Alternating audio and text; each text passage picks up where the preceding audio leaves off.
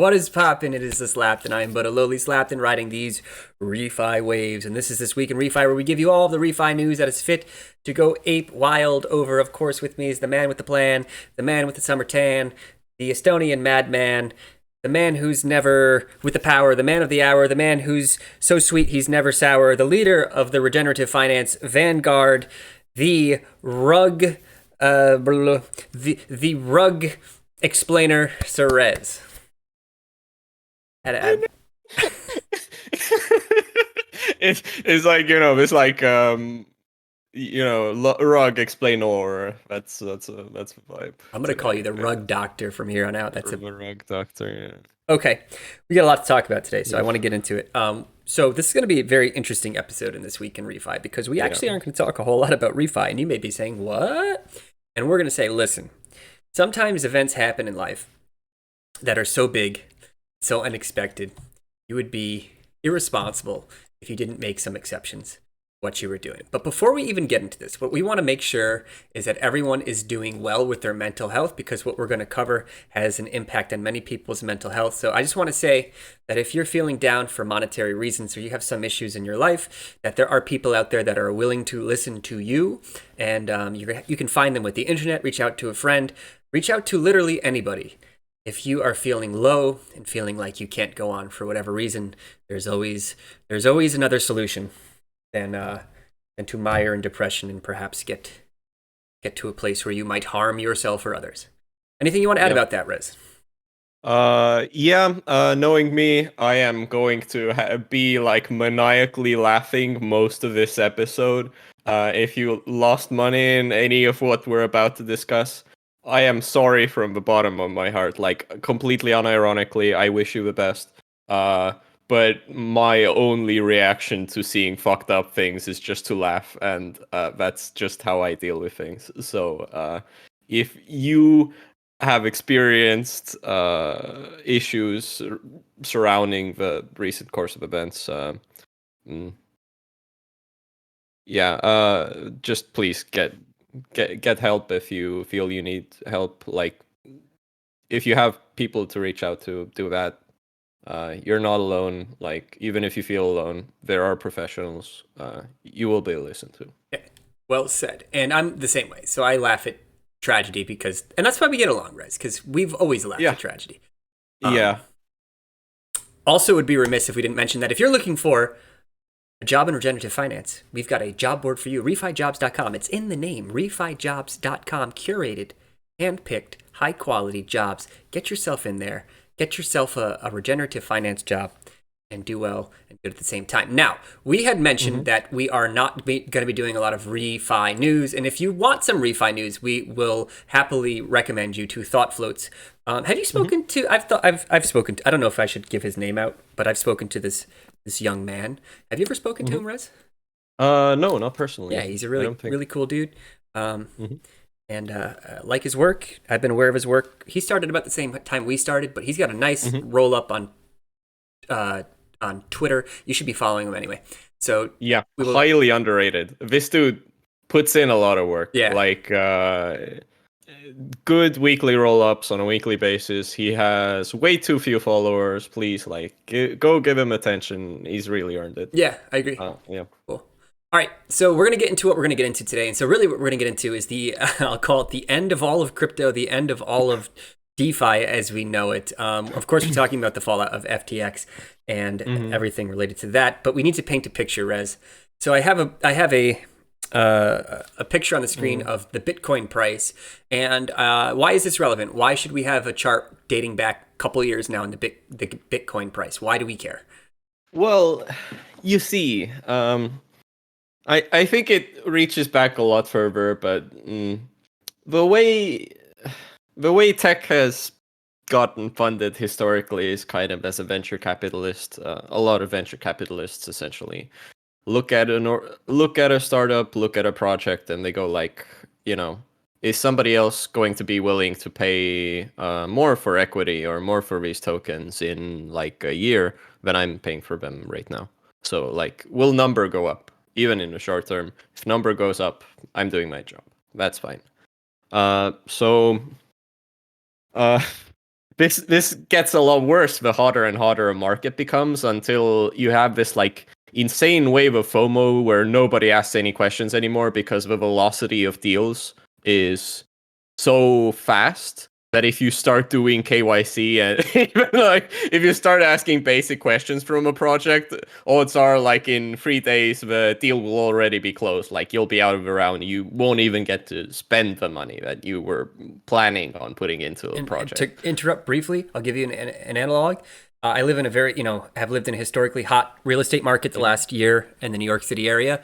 If you didn't get your deal in the minute the house came on the market, and if you asked for any contingencies, if you asked for anything, you would get rejected because somebody else would come in without. So it's any market that gets hot. You need to act quickly and recklessly if you want to participate. You do. Yeah. And I think it's compounded by just crypto being the way it is, because you can get your money out of successes really fast and roll it into the next thing, and you just keep doing this over and over and over again, right? And there's a bunch of people that were around when the whole bull market started, and the kind of feeling back then is essentially you could just trip and fall on a random shitcoin and become a millionaire, right? Like that's kind of, sometimes things like this happen. Yeah, I mean, like, in the height of this kind of like hype cycle, you end up just with people earning a lot of money just being around at the right time. Like if you're early, you're good. If you're late, probably not. The whole vibe is essentially, how do I put this? I think a lot of the things that VCs end up looking for is, do these people look like they need your money? Because if you can't smell desperation, well then, probably pretty good investment. So if you're doing well, you get money, and like everybody was doing well for a very long time, just like everything was going up. So if you got your money in somewhere, you probably got it out. You did it all over again, kept doing it, kept making money. Huge top, and then people get reckless and they get very bad with allocating capital, and it's almost like this kind of hangover that we're currently observing in the last year of just very bad investments getting made, like things that are worth way too much, like shouldn't even have money coming to the surface, just completely collapsing like a house of cards. This is WeWork, from a couple years ago, the whole multi-billion-dollar investments that got turned into a couple billion-dollar company by the end of it. It's these kind of really hot markets that create the situation we're observing now. And, people get very sloppy. They just get sloppy or malicious or, not vetted. Everything's terrible, everything's bad at the end of it, but nobody realizes it because the numbers keep going up. And as the numbers keep going up, everything feels fine because everybody's earning money, everybody's betting it all on black. Somehow you keep betting it on black. Somehow you keep doubling your money, and you keep doing that all over again. And at some point in time, it turns out betting it all on black sometimes loses you everything. Instead of doubling your money, right? So I would even say that what happens in these markets is the wheel becomes all black. Every space is black, right? So there's only one thing to bet on, and you will win every time until the wheel no longer is all black. Yeah. And it's inevitable that these, corrections happen, and they can kick off for a number of reasons, but they're inevitable, right? Yeah. So, any idiot with money could find an investment that would, at least in the short term, appreciate, and some other greater fool would buy for more money a year down the line, right? So proper auditing, proper due diligence went out the window. It was actually discouraged because if you were conservative, you missed out on an opportunity that went to the more aggressive investor. Okay, so that's the context, and the chart I showed of Bitcoin, it peaked. I would say the market peaked November, almost a year ago at this point. Sometime around November 2021, when we approached $70,000 worth of Bitcoin, which is a good indicator of the crypto markets in general. Bitcoin is a very good proxy for success of crypto in general. Okay, so we get these investments into maybe less than sound vehicles, less than sound investment opportunities. And so where does that take us with FTX? Where do you want to go next? Oh, okay. So I think the story of FTX almost starts with this different organization called Alameda Research, that up until recently was a very well-respected trading house of sorts, where they made huge deals. They were big crypto whales, moved the markets as they moved, and everybody feared and respected them. Like, they were huge, and then we had FTX, which essentially was a sister company to Alameda Research that until recently was the second biggest centralized exchange on the planet, I believe. 5 million users. And I think what we're about to discuss going into this is how because we are in the sort of hangover of bad capital allocation, we saw people get access to money they really shouldn't have had, with oversight that didn't exist, making decisions that no sane individual would make. And I think it all started probably when the market started going down, because Alameda lost a bunch of money.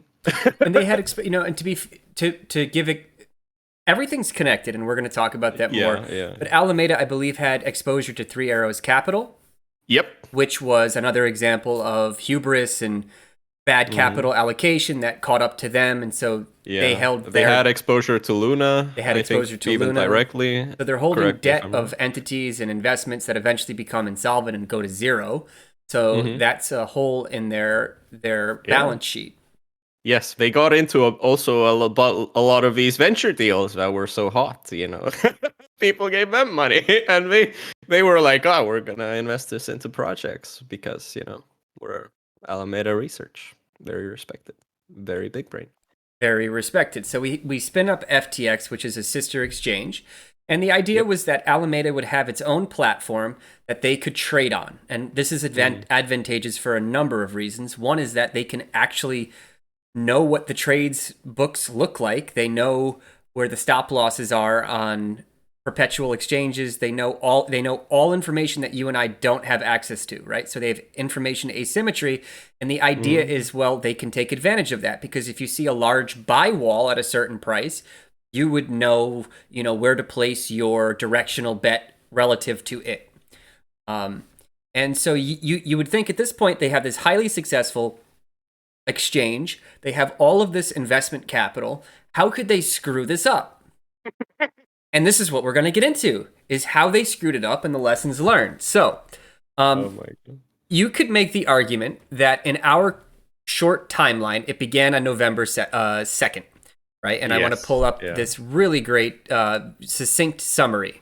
And on November... Protocol.com did an excellent job, I think, putting the main events on a timeline. Very good. So we get a leaked balance sheet for Alameda Research. And the CEO, Sam Bankman-Fried, he oversees Alameda Research. It's reported that his Alameda Research, firm they have reserves that were based on FTT. FTT is the token, FTX's token. We've talked. It's an exchange token, so it's like like similar to what BNB is for Binance, FTT is for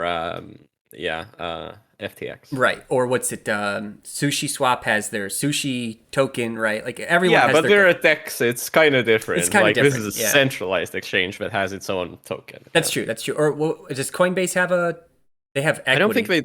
Yeah, they have equity. They're like a publicly traded company. I think you could think of this as the crypto equivalent of equity. That's how I've heard it best described. I know it's not exactly analogous, but for the sake of simplicity, the idea is if the FTX platform does well, people who hold the FTT token should also do well. Your fate is tied to the success of FTX. And that's all you need to know. That's the level of complexity to grasp this. So, Alameda Research has reserves.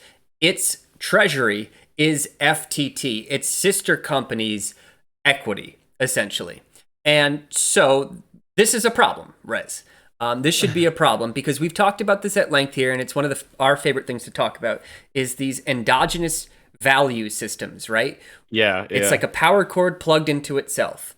So yes. you have a company that gets its value from its sister company's equity.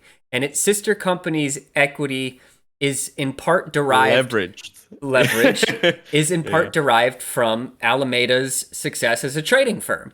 So they're propping each other up, and we've seen this with Luna. We've seen this with everything that eventually crashes. It's the infinite money hack that people keep inventing in crypto. It's like the Minecraft. If anybody's played Minecraft before, and this thing where you kind of put down a block and jump on the block and put another block next to it and jump on that and just keep doing that until you are in the sky and look down and you're like, well, if physics worked, this wouldn't really be viable, but I'm glad it's a video game, right? Yeah.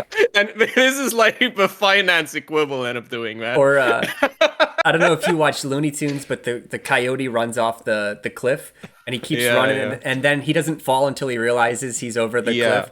Right. You're able to defy the laws of physics for a short amount of time, but eventually they catch up to you.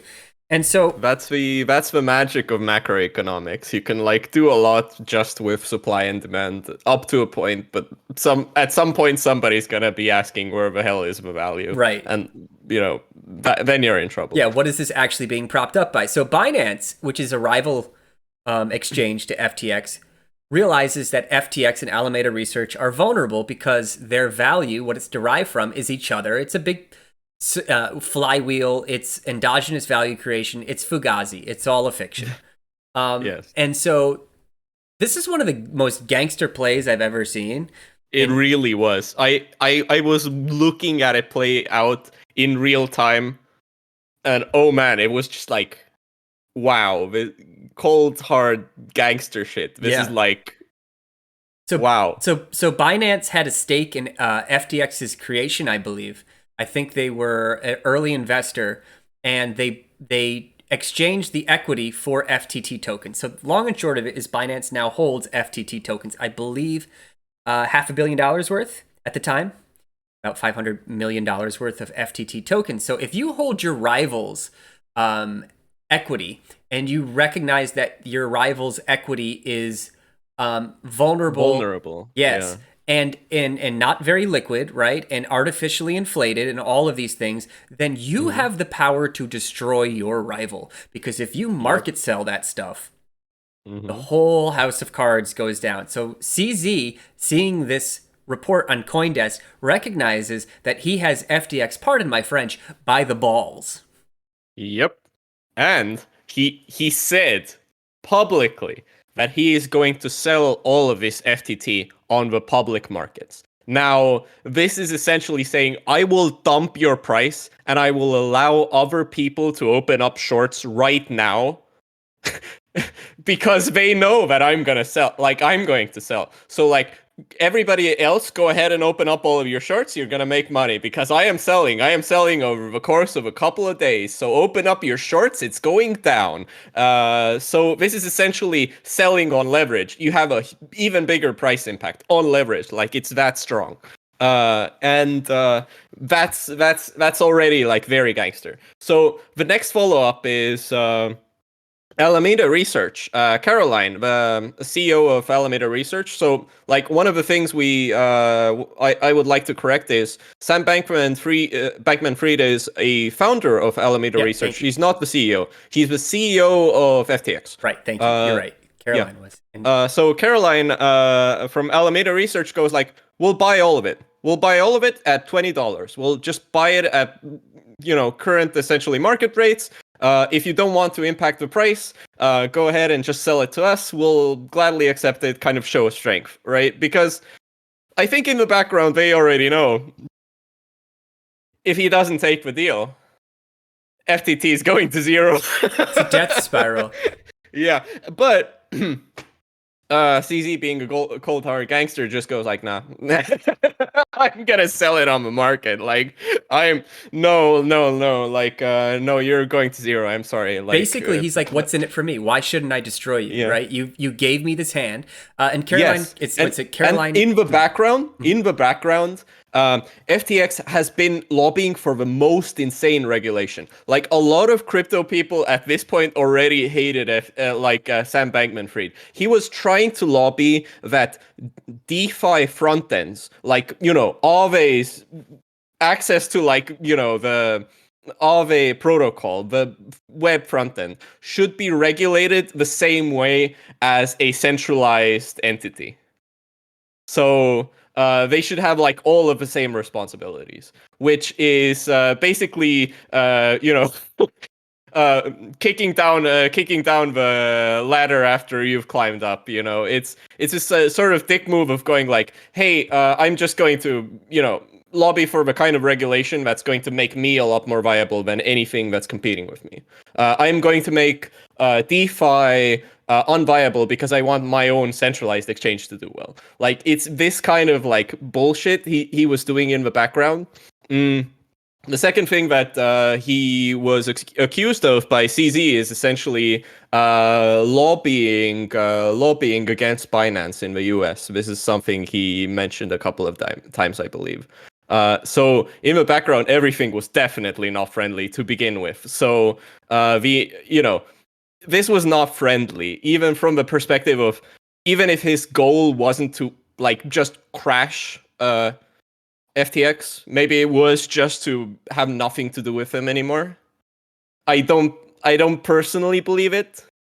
You can, dear listener, if you want. I don't personally believe it, but even in that situation, it would have made sense. I mean, they really hated each other at this point. All right, so this is where we're at now. So CZ recognizes that FTX is vulnerable. CZ also has the ability to destroy FTX, and CZ has two motivations to do it. One is that it benefits his company, Binance, because this is a direct competitor. And two, Sam Bankman-Fried did not endear himself to other people in the crypto community because he was lobbying in a way that was not amenable to anyone other than himself. Okay, so where do we go from here after that? All right. So, I think anybody who's been listening to this podcast long enough for us to describe how endogenous value tokenomics plays out by the end of it, everybody opened up huge shorts because they knew the price was going down at this point. So we saw FTT go down and down and down, but then you in parallel had this fear that maybe FTX is illiquid. Maybe they can't actually give you your funds. And this is a cool thing about exchanges, cool in quotation marks, is that in normal bank runs, if people try running away with money in usual banks, the government essentially bails them out. They get to do this fractional reserve banking because the government lets them do it. Like there's a lot of protection, so people wouldn't feel the need to run out of a bank with all of their money because they know they'll get their money, right? But in exchanges, they sometimes also gamble with your money in the background without you knowing. This is how they can charge no fees sometimes, because they make money by gambling with your money. And if enough people want to get their money out, it turns out that they don't have any money anymore at all. Because if you try selling your illiquid shitcoins, turns out you can't really sell enough to cover all of the people that want to leave. And you, as a participant in this kind of a system, your motivation is always to run away first. If you hear that a unregulated, centralized exchange might be illiquid, your best move is to take your money out, and just for the sake of caution, take your money out. But, well, not financial advice, obviously, and like Slapton, if you want to plug your not financial advice part, I think none of this is financial appropriate. advice. Nothing we ever say is financial advice. If you listen to us and take any moves, you're an idiot, because we have no idea what we're talking about. I can't say this strongly enough. These are our opinions, and we have no idea what we're talking about. So do not listen to us at all. That's just for legal purposes. Yeah, for legal purposes, though. But okay, so the game theory of exchanges is the last person that runs out is the loser in this equation. So you want to run out early. So that makes crypto exchanges really prone to bank runs if there's any fear that a bank run might happen. Because if there's any fear that it might happen, being early to run out is a good thing, because you only lose like whatever the small fees you lose from taking taking your money out, versus everything from being too slow or not believing the bank run would happen. There's one more disadvantage about the bank runs we're talking about. You had mentioned insurance. So, like in the United States, it's called the FDIC, Federal Deposit Insurance Corporation. Yep. They guarantee, I believe, $200,000 of any personal account. That money is guaranteed to be there. Now, the other issue with crypto exchanges is that you don't have money, you don't have fiat, you have assets. So, what happens when you were to dump these assets, let's say, because you're fearful that they're going to be devalued because people are going to exit, is that the price gets pushed down. So illiquid situations can quickly become insolvent situations, right? Yes. Which you don't have if you're dealing just with pure fiat, because you, in theory, can't sell it off for something. I guess you could in an exchange market, but with US dollars, that's probably not going to happen. If you're holding, let's say, a shitcoin, and if the idea is, well, this is going to go to zero, if you're going to start selling it, and that self-fulfilling prophecy is going to happen because you think it's going to go to zero and everyone else does, you start selling, and then you get illiquidity becomes insolvency, which is even worse, right? So it's a race. It's a race to see who can get their funds off first. Yeah, exactly. It's a race to see who can get their funds off. FTT was doing badly. The price was going down. There were fears that FTX had done sketchy shit with users' funds in the background without disclosing it. All of these things were fears at the time. People were running out the door. So what happens next? Well, we have a attempt, or at least a feint, by Binance to offer a buyout. And to me, this was like the one chance that Alameda and FTX had to escape the situation, would be some angel, some crazy investor being like, hey, we'll take on your debt and your situation, and we'll buy your customers. Customers are very valuable.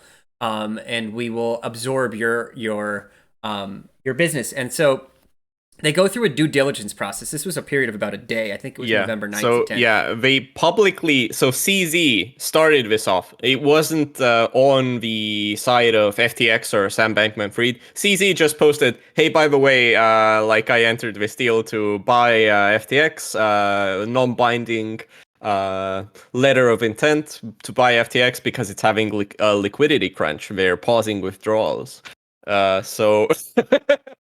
This is a gangster move, and this is a gangster move again because by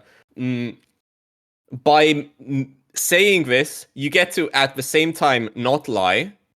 You get to spread huge amounts of confirmed FUD, like fear, uncertainty, and doubt, and it makes you kind of look like the good guy for a moment because you're going like, hey, they're super distressed. I'm gonna help them out. And it leads to the next move, which is the best move of all, because once you get that LOI and you start negotiating with them and opening up their books, now you can tell the public, without telling the public exactly, that their books look like shit. And all you have to say is, I'm pulling out of the deal for compliance and regulatory reasons. Now you have... No. They didn't even say compliance and regulatory reasons. They said that they were beyond saving.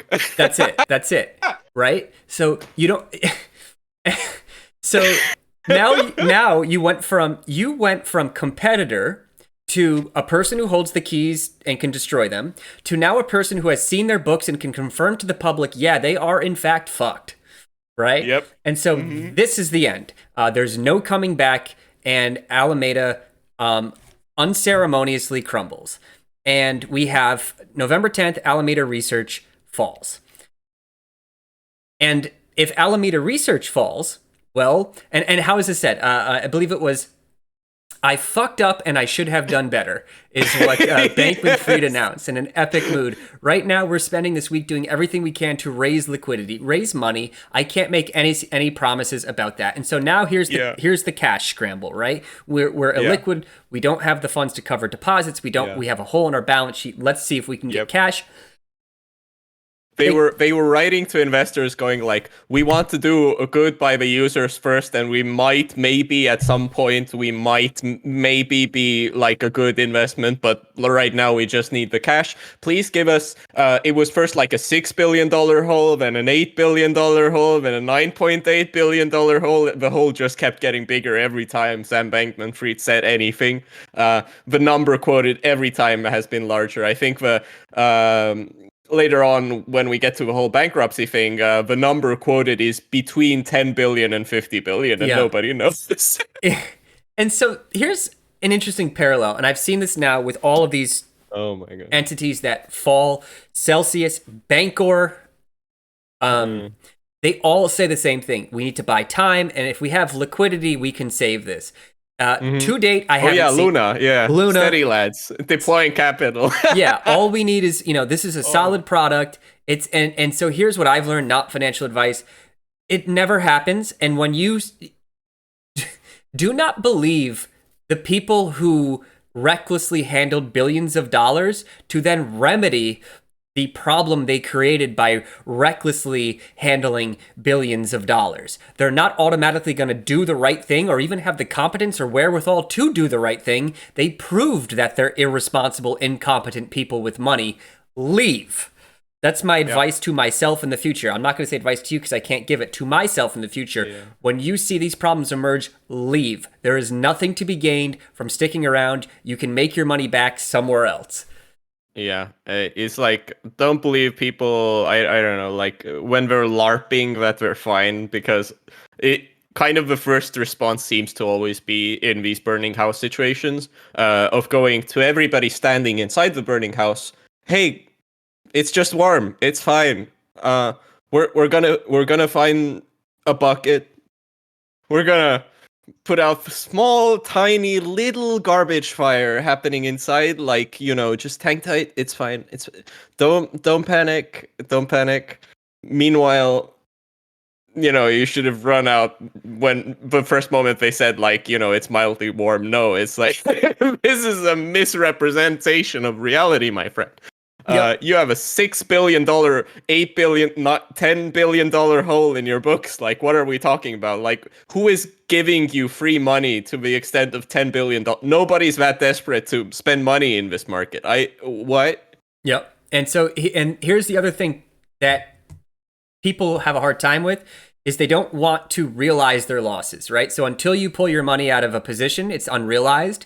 And it's the realization of the loss that gets people psychologically. So I've seen it a million times in crypto where they should have gotten out of a position a long time ago, but it's like a sunk cost fallacy. It's like, well, I don't want to realize these losses. And what I've learned is, like, again, you don't need to make your money back in that. Like, then they say, well, if I just hold on for the 5 years and the protocol gets back on its feet, I'll be back to 100%.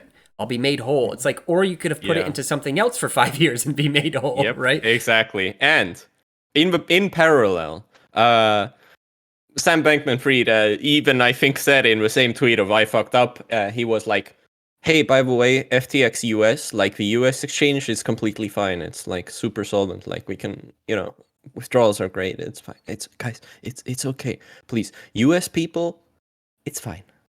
You're isolated. Everything's good." And the next super solvent. The next bit that comes out, and to no surprise, is the FTX US warns of potential trading pause. And that really is because they don't have the money to cover deposits, right? They don't have the funds. They went missing. They were given to Alameda or extracted. Yeah. And so that's, that's really it. FTX US pauses. And whenever you see this, it's the end. Yeah. I have never seen it and not it result in the end. But now comes like the spicy part, because they finally announced that, hey, by the way, we're bankrupt now. All of us, like Alameda Research, FTX US, and like all of our cool chart of associated organizations. All of them are very much bankrupt. So sorry, guys. Like, if you had money here, we're sorry. Sorry. Yeah. FTX files for Chapter 11. I always think it was Chapter 11. Chapter 11 bankruptcy is the same thing that Celsius files. And so the idea of Chapter 11 bankruptcy is... we're restructuring into a better business. It's denial. It's denial, and it's usually a delusional denial that you can continue your operations under the auspices of what is it called? A trustee, right? It's usually a government federal appointed trustee who then is going to guide your business with your help into something that is sustainable. That's very difficult to do when you're starting from a deficit of $10 billion.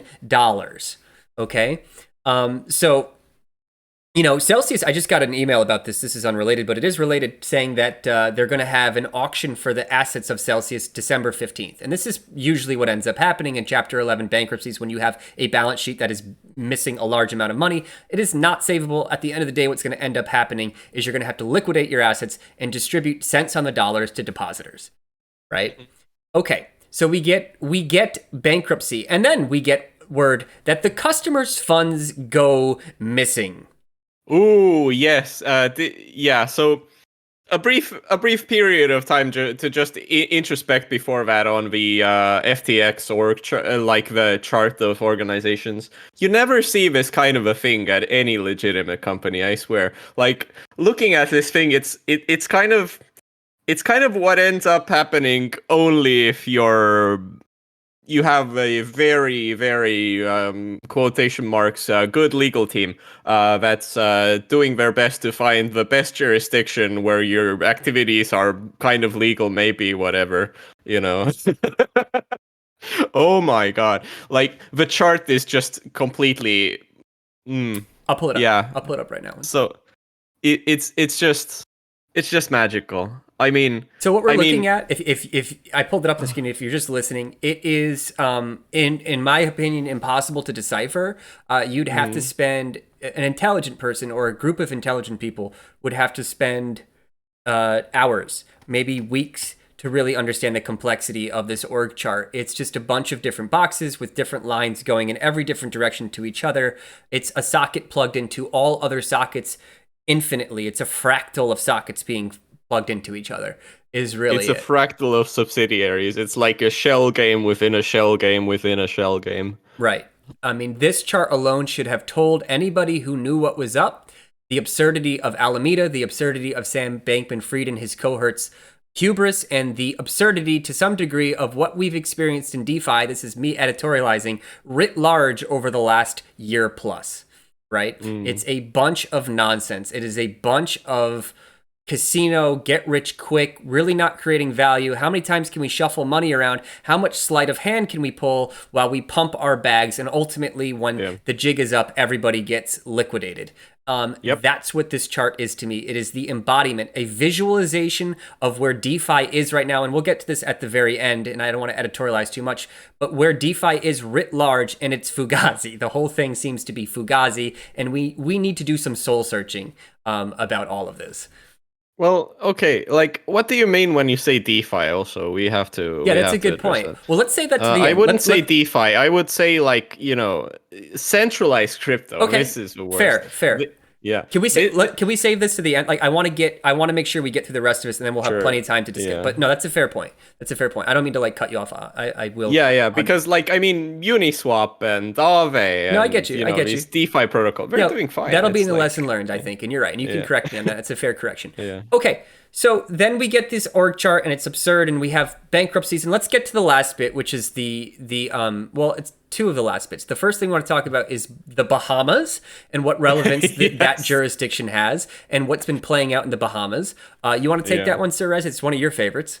All right, yeah, this was so mind-blowing. I realized this today when I saw a tweet from the Bahamas Securities Administration, or however it's titled.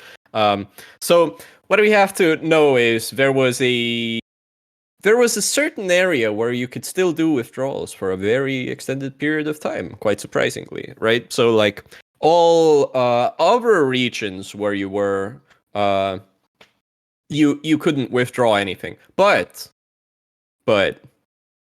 if you were registered as being in the Bahamas, you could withdraw money from FTX. So it was a very special area. And now you might ask yourself, cool. So like, I guess there were regulatory reasons why they did that, because they sure implied that there were some sort of regulatory reasons. They implied that there were regulatory reasons for this, and then that was the only place you could withdraw funds for a very long period of time. So people were just... there was this very fun little side story of this dude called Algod, very a well-known crypto Twitter poster slash crypto trader who publicly asked to buy somebody's identity for 100K so he could KYC in the Bahamas and get his money out. Unironically, this happened publicly. That's a crime too, but hilarious that somebody would go to the lengths of doing this publicly, and then confirming that they did it, and then there being receipts that they took out money from the Bahamas FTX withdrawal. That's not gonna end well. Yeah, so he's not from the Bahamas. You need a Bahamian person to go through the KYC process. He bought someone's identity for 100K and then smuggled funds out with that person's identity. And so the reason why the Bahamas is the place to be, and I'll put this article up, is Sam Bankman-Fried's crypto empire was run by a gang of kids in the Bahamas who all dated each other. That is where, that's where we were. This is breaking me. Please send help. I mean, the level of just absurdity to all this. But at the end, I want to talk about why I think that focusing on this stuff really isn't fair, because we've seen in TradFi plenty of times adults who weren't dating each other, who did read books, also do similar things. So the idea that it's only, this is why we shouldn't give kids money. It's this is why we shouldn't give anybody money without oversight. So okay, yeah. So Bahamas, that's why all of the FTX insiders are in the Bahamas. So if they let the withdrawals go through in the Bahamas, they get to get their money out. Very big surprise to, I'm assuming, nobody listening at this point, because oh my god, these people are just evil. I mean, what? But it got so far that the Securities Commission of the Bahamas literally put out a press release saying, we have never asked them to prioritize us in any way, and we think anybody that has been withdrawing from the Bahamas should, the money should be clawed back, because we don't like this idea about prioritizing our withdrawals over everybody else's money. There you go. Yeah. One more part I think we got to mention before we get into lessons learned and everything like that. Oh yeah. Oh no. There's a final part to this. Mm-hmm. It's the hacks. It's the hacks. The hacks. Yes. So you might think that they were maybe just incompetent, or okay, we've proved that they're malicious. I think at this point we've proved that they're malicious. You can't do these kind of things without being malicious. Do we agree? But it seems that they're also incompetent. I think it's a mix of both. Yeah, I don't think you can have the evaporation of tens of billions of dollars without bad intent. And even if you were a bad actor, you have to be incompetent, because this was the best mix of both. A bad actor couldn't have been as creative as need be to do what they did. It has to, it has to be both. Yeah, it has to be both. But somewhere in the ballpark of $500 million just got moved out of FTX, and basically their legal counsel said, we have no idea who did that. That's not cool. We don't know where it's going. Right.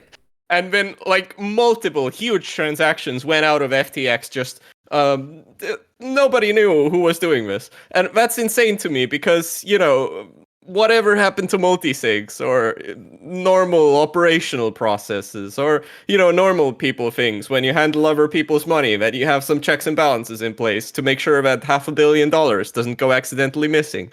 Yeah. I mean, there was one. Well, we got to get into Solana too, right? So there's one DEX on Solana.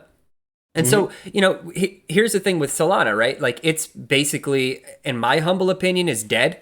I don't know if it will revive, but all the assets on that chain have essentially become worthless, because Solana's value proposition, as far as I could tell, is that it was being led by Sam Bankman-Fried and his cohort, right? It wasn't decentralized. That was maybe the selling point of it. It's not decentralized like Ethereum. It was centralized both technically and from a value proposition standpoint.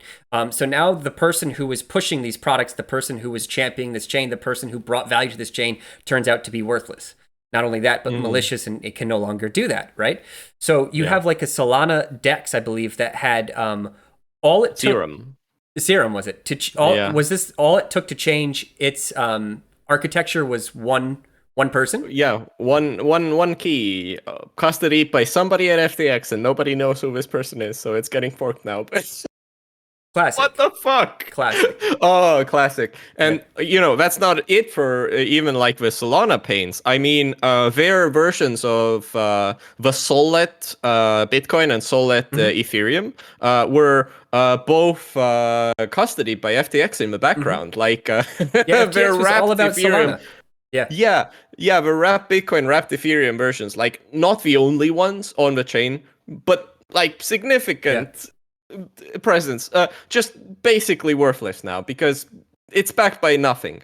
And oh my god, like it just the amount of pain here is insane. It is. And we haven't seen all of it. So the last thing we keep saying the last thing. So now there's a contagion effect, right? Because exposure to FTX means now that you have bad debt. It means that your loans aren't going to be repaid. Even we're talking about Solana, it means that assets that are on a chain might be devalued because the entity that was backing them no longer has value themselves.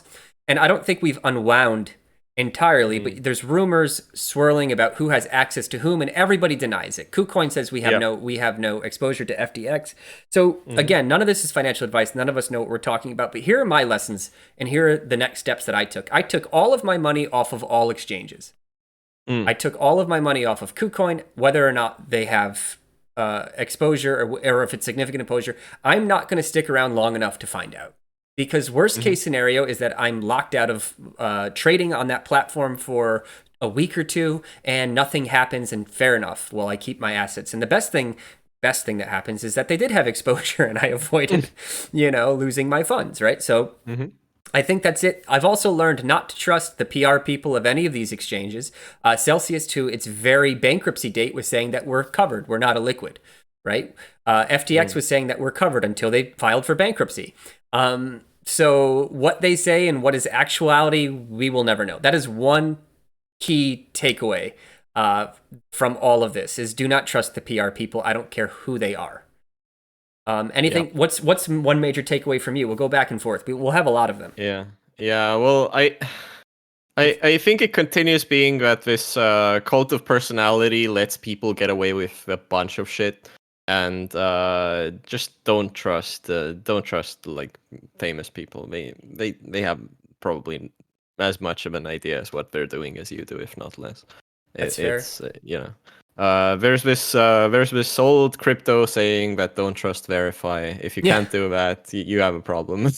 Rez, it's funny because have been in the space and I'm old enough to remember that saying. That was like the basis of crypto, was don't trust verify. Everything's on chain. Yeah. The reason we have these public chains is because we don't have to trust people, and we've massively gotten away with it. I keep joking that we're speedrunning economics in the crypto space, and this is unfortunately the consequence of it. And you brought up a challenge, which is a fair challenge. I said this is where DeFi is. So another lesson of this is what is actually DeFi and what is actually centralized, right? And we've seen time and time again that the most centralized entities in this space have the most exposure to risk and tend to crumble the hardest, where the most decentralized protocols, like you had mentioned, Aave, Uniswap. I mean, when Celsius was going bankrupt, the first loans that they were paying off were Aave collateral, because everybody else could be reasoned with. Aave's code, it's programmatic. Yeah. Right. So here's what I'm going to push back a little bit, though. I think you're 100% right that there is a great distinction technically between Aave and Alameda Research. But in the zeitgeist of your average investor, Alameda Research and Celsius and all of these other centralized exchanges get lumped up in this idea of decentralized finance. And that may be the thing that I would want to remedy the most, is to have a educated investor base that knows the difference between decentralized and centralized. So that might be one takeaway is start paying attention to what decentralization actually means when you are Yeah. giving your assets or custodying your assets in a protocol, right? And so the next thing is not again, this is so patronizing, not your keys, not your crypto. If you're not custodying your own crypto in a cold wallet or, maybe in your own MetaMask, but I would say in a cold wallet, you don't control it. Right? And we've seen it time and time again, and I want to make people to avoid that pain. And there's one other thing I want to bring up. I'm gonna go hard on Degens right now. Anybody who believes in an infinite money hack, anybody believes that we have some way to cheat the creation of value through tokenomics or whatever nonsense, anyone who thinks that crypto is a guarantee to get rich quick, you all need to grow up. True. You're giving all of us a bad name. Yeah. It's like, the infinite money glitch does not exist. You can't print dollars out of thin air. You can for a while. But we haven't seen it. We haven't seen that you can print money and then have it keep its value. That basically is never happened. I mean, you can print dollars. You need to be a country, maybe, then you can maybe print money for a while. But even if you're a country and you print money for a while, at some point your money is going to get devalued. You haven't made an infinite money hack at that point. You've just created indirect taxes. That's basically it. So if somebody's telling you, hey, this tokenomics model, we take out a bunch of leverage and then we're going to win, that's not real. I'm sorry, that's never real. It's just, it doesn't exist. It doesn't work. They're gambling, yeah. You're gambling. You're gambling that somebody else is going to believe in the infinite money glitch more than you, and that they're gonna buy it at an even higher price because this money printer will keep going burr forever. And whatever price it is, that's a good price. One way that you can protect yourself against the infinite money glitch, other than being knowledgeable about the protocol, is to really ask yourself where the value is being created out of, right? Like, where is the value creation happening? And so this is my big gripe with DeFi in general, is there isn't a lot of value creation, what I would call exogenous value creation. I can give you mean like non-dilutive revenue, essentially? Thank you so much. Non-dilutive revenue. I can give you an example of a protocol that is doing it. GMX is a very good example. So what they're doing is they're an exchange that offers trading, futures, leverage, all of this, and they take a portion of the fees from the traders and they direct it to the token holders of GMX.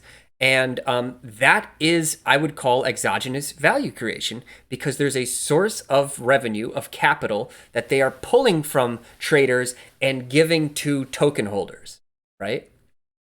There aren't a lot of protocols that have that fee structure or the volume. A lot of it is just we get bigger and more people believe in us, and the greater fool will buy in later for a higher price.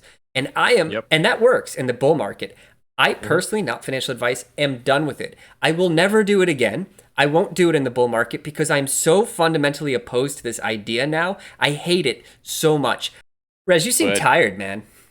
Oh man, this week has, I started off this week with the whole CZ situation where he was just doing gangster moves, and I was like, holy shit, that's hilarious. I can't believe somebody did that. That's so massive. It really is a power play, and I was so impressed.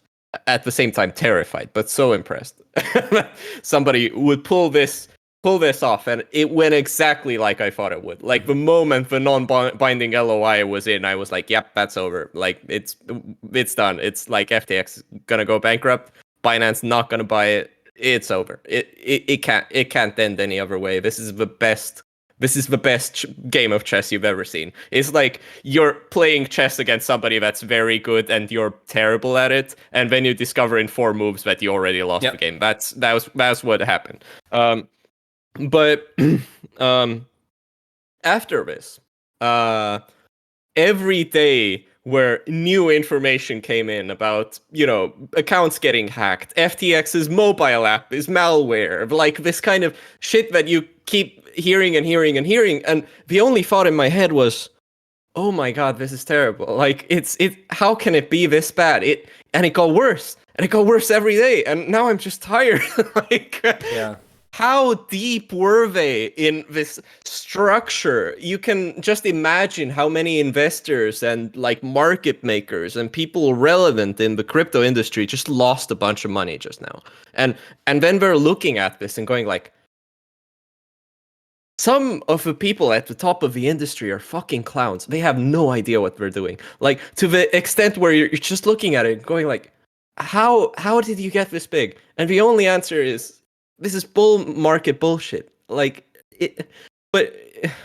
it's so frustrating. I have this like background anxiety that just maybe reality will collapse tomorrow at this point, because, you know, what the fuck is this? Like, Yeah. how can we get as an industry to the point where these things can even happen? And then we're just all stuck looking here going like, well, okay, what now? And I think there will be a lot of people around crypto that will quit because of this, like completely unironically. Like, this has done a lot of damage. This is damage. This is deep damage to the fundamental core of crypto. And I think there's like hard times ahead, to be completely honest. I think to your point, Rez, like I'll speak for myself. Like, I'm never gonna quit crypto. I shouldn't say that. I have no intention to quit crypto because I just like it too much. But from like a perspective of morality and a soul, it's hard to ignore the reality of this. Like, I got into this space because I really thought it had the potential to do good for humanity. I thought it was a bunch of like value-aligned people that wanted to solve the problems that we saw in the TradFi world. Mm-hmm. And I think it started that way. Yep. Are we there anymore? I think some of us are. Well, I'm saying like the majority. I'm speaking in generalities because you have to when you're talking about complicated things to make sense of anything. Yeah. But it's like, writ large, is that where we are? Can we make the argument that most of DeFi, most of crypto is at a point where we want to remedy problems in the TradFi world, or have we just become them, but without any like just naked greed? No oversight, naked greed, just like the worst parts of people just playing themselves out, right? Like on a macro scale, just wow. So you could get it's too much. These altruistic people who would enter the space otherwise, but then they look around and go like, I'm not getting involved in that. I could just get a corporate job in a bank and do the same thing. Yeah. And so one last thing I want to push. I've seen this take, and I think it's a terrible take. It's this idea that this could only happen in crypto. Bro, this happens in TradFi all the time. It happened in 2008 with the same, like, how can you be this incompetent, maliciousness, bad intent, all of that combined into one. And I would say that the only advantage that we have is the fact that we aren't regulated, because here's why. Sam Bankman-Fried is done. FTX is done. Alameda Research is done. And he's likely, possibly, I shouldn't say that, going to jail. When the CEOs of major banks do this, they get bailouts. Yep. They get government subsidies, and they get corporate bonuses. They get CEO bonuses. Yeah. They maybe have to cut back on their private jet flights by 10%. Yeah. But other than that, quality of life doesn't change.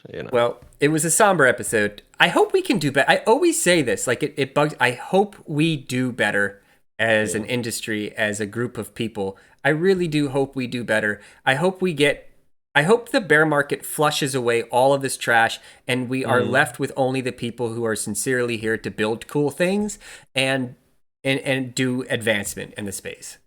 Yeah. I mean, I really hope so. Like, it's just so demoralizing seeing this shit happen at like some point, right? It is.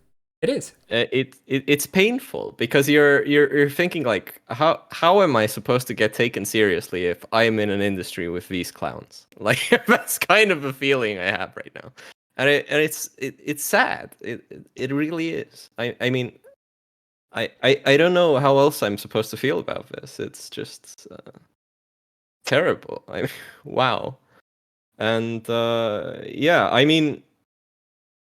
I really do hope this flushes out a bunch of people, and I think it will, because I think the times of just, one, no oversight, but also two, easiest, quickest, most money you could possibly get in the world times are over. Like those aren't the times we live in anymore.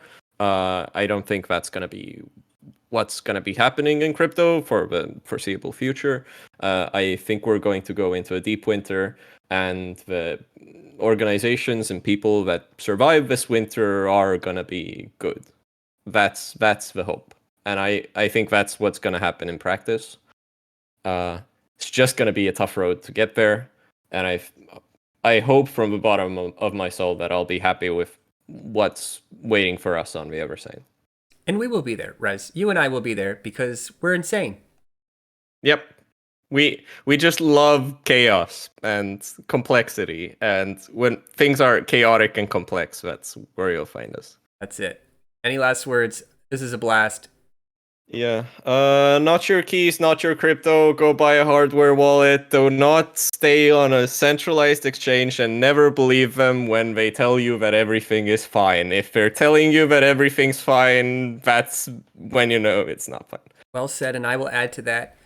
I don't put pineapple on my pizza. But if you do, don't let anybody give you shit. It's your life, your pizza. Not your keys, not your crypto, but your life, your pizza. We'll catch you on the next one. Remember to ape responsibly. Peace, dudes. Dudettes.